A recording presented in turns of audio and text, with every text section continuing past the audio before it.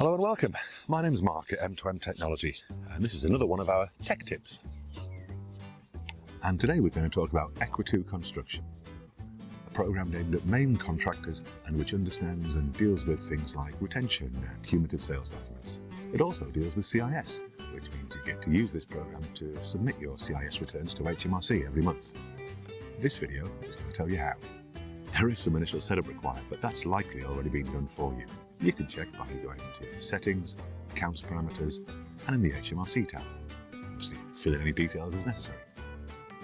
But once that's out of the way, it's time to submit your return. And the first thing we have to do is to calculate the figures. We're now going to go through the simple steps to make sure it gets done properly the first time. Step 1. Make sure that all the invoices that you're going to pay in the month have been paid and allocated. This will be in your account software.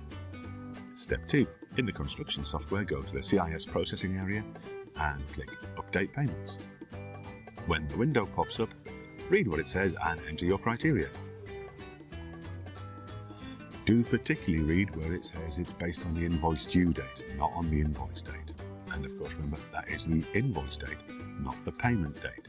So any invoices, no matter how old, that have been paid in the last month, need to be included. You need to bear that in mind when you're setting your criteria. Doing this populates the date paid column in the SC payment screen. Look. And it's the SC payment screens which inform the reports we're going to produce next. In step 3, again in the CIS processing window, now go to Reports, go into the General, and you should be able to see your monthly return summary report and a detailed version. Check these reports over, and once you're happy with the figures, you're now ready to submit the information to the HMRC. Oh look, thank you. You do that by clicking on the monthly return button. The monthly return wizard's going to ask you what the date that you're submitting for is, so enter the 5th of whichever month and click OK.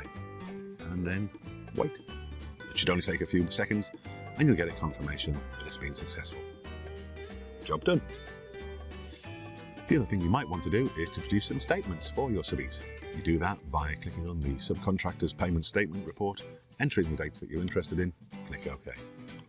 You can then print out the report or email it, whichever you prefer.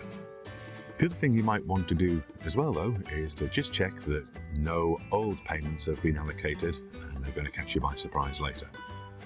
And you do that by going back and running the subcontractor's monthly return summary report for previous months or year to date, making sure it matches the figures that you've already got on file. If there are any problems or changes you need to make, it's pretty straightforward, but probably a little bit too complex for this kind of video, so just get in touch in the usual way. 01245 494847 or by emailing servicedesk@m2mit.uk or get in touch via the service desk website, support.m2m.host. We'd love to hear from you.